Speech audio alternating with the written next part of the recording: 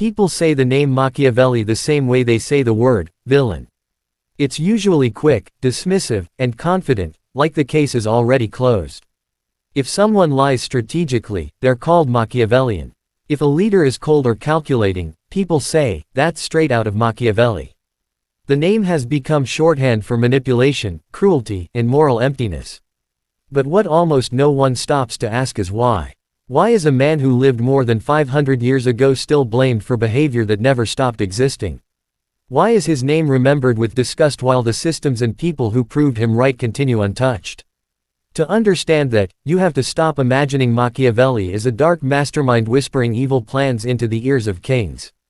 He wasn't powerful. He wasn't rich. He wasn't protected. He was a civil servant in Florence, working inside a fragile republic that was constantly threatened from the outside and sabotaged from within.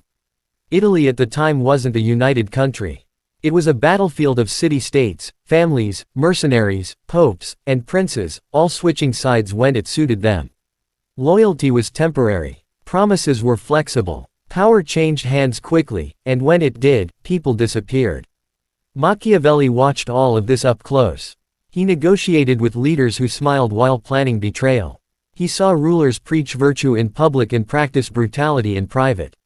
He saw good men lose power because they trusted the wrong people and cruel men keep power because they understood fear, timing, and appearances.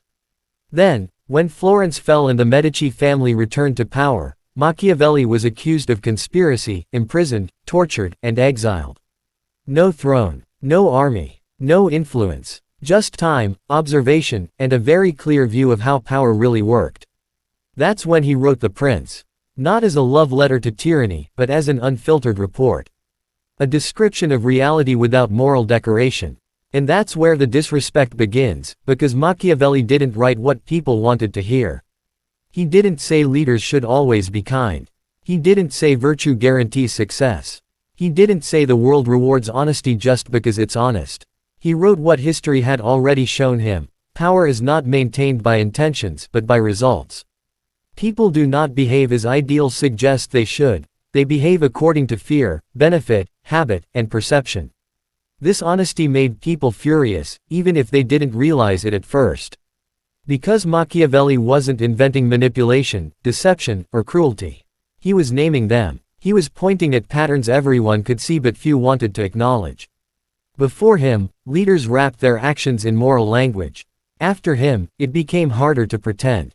When you expose the mechanics behind the curtain, you don't just offend morality, you threaten comfort. People often quote him as saying, "The ends justify the means," even though he never actually wrote that sentence.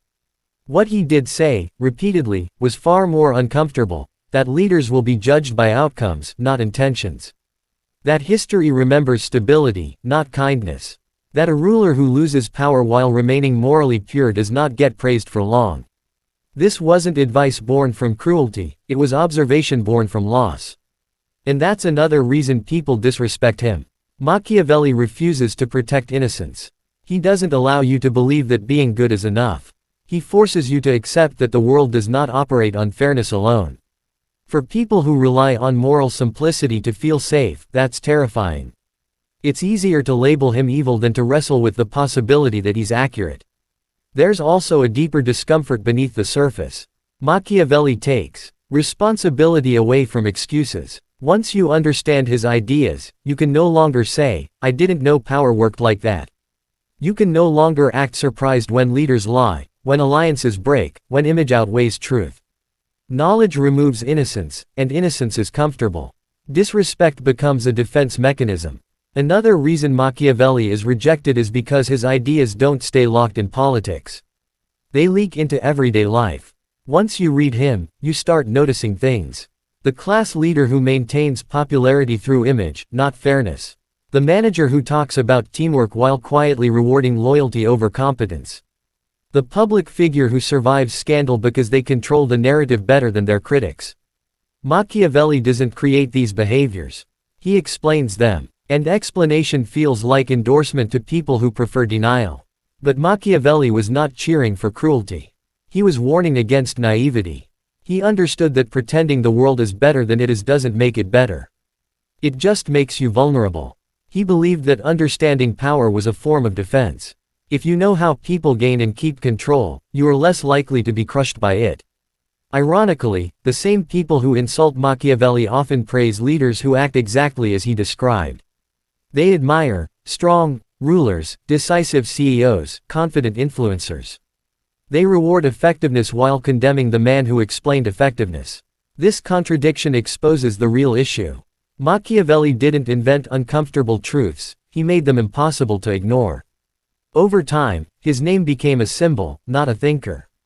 Schools simplified him. Pop culture flattened him. Machiavellian became a personality flaw instead of a warning label. The nuance disappeared, replaced by fear. Fear that if we admit he was right about some things, we might have to rethink how we judge power, success, and morality. And maybe that's the real reason people disrespect Machiavelli. He doesn't let you feel morally superior for free. He demands awareness. He demands that you separate what you wish were true from what repeatedly proves itself to be true. He asks you to look at history without romance and at power without illusions.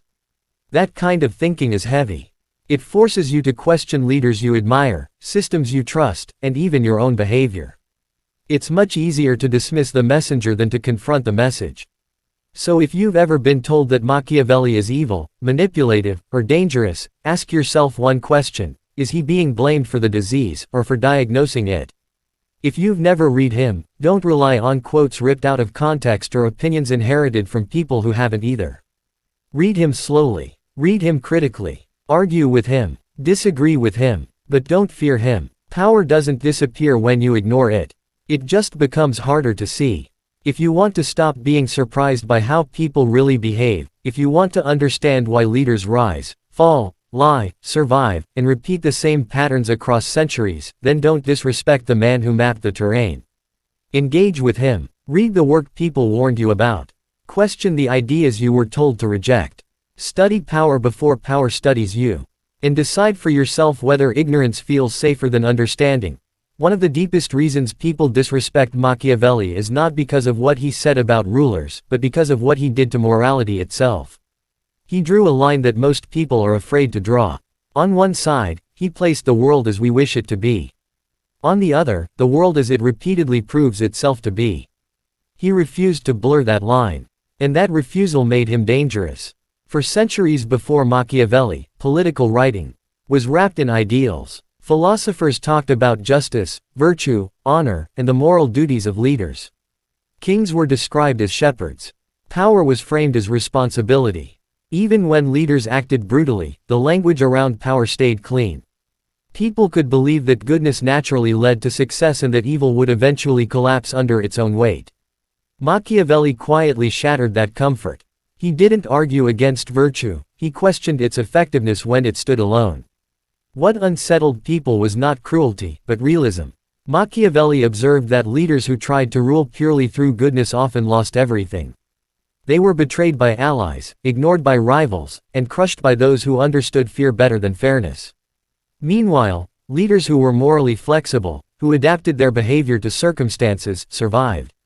History didn't reward intentions. It recorded outcomes. This wasn't an opinion to Machiavelli, it was a pattern repeated too many times to ignore. By separating how the world should work from how it does work, Machiavelli forced readers into an uncomfortable position. You could no longer hide behind ideals and pretend they were strategies. You had to admit that moral language often serves as decoration, not structure. That doesn't mean morality is useless. It means morality alone does not stop ambition, betrayal, or violence. For people deeply attached to the idea that goodness guarantees safety, this feels like an attack. This is where many readers misunderstand him. They assume that because Machiavelli described immoral behavior, he supported it. But description is not endorsement. A doctor who explains a disease is not encouraging it. Machiavelli was diagnosing power the way a physician diagnoses illness, by observing symptoms, patterns, and outcomes, not by repeating comforting beliefs. The problem is that people often confuse honesty with approval when honesty threatens their worldview. Machiavelli also refused to lie to the powerless. Most thinkers before him wrote as if the world were fair enough that virtue would protect you. Machiavelli knew that belief got people destroyed. He saw citizens trust leaders who later betrayed them. He saw republics collapse because they assumed their enemies would follow the same moral rules they did. By exposing this gap between belief and reality, he stripped people of false security. That alone earns resentment. There's another layer to this separation that makes people uneasy. Once you accept Machiavelli's distinction, you're forced to take responsibility for understanding power. You can no longer say, "I didn't know," when manipulation happens. You can no longer act shocked when leaders prioritize survival over sincerity. Awareness removes innocence, and innocence is comfortable. Disrespect becomes easier than self-examination. This discomfort extends beyond politics. Machiavelli's ideas quietly apply to workplaces, schools, social circles, and public life. People like to believe effort is always rewarded, honesty is always recognized, and fairness governs outcomes. Machiavelli suggests something colder but more accurate. Perception often matters more than truth, timing matters more than effort, and loyalty often outweighs merit. When people recognize these patterns in their own lives, it creates tension. Either the world is unfair, or they've been misled about how it works. It's easier to blame Machiavelli than to confront that realization.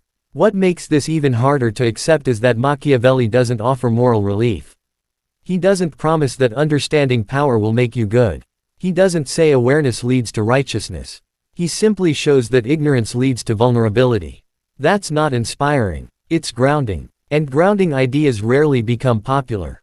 People also dislike Machiavelli because he denies them moral superiority. If you believe the world works according to virtue alone, you can judge others easily. You can label winners as good and losers as flawed. Machiavelli complicates that. He shows that success and morality are not perfectly aligned. That doesn't mean immoral people deserve praise. It means outcomes don't reliably reflect virtue. This ambiguity frustrates people who want clean narratives and clear villains. Over time, this complexity was reduced into a caricature.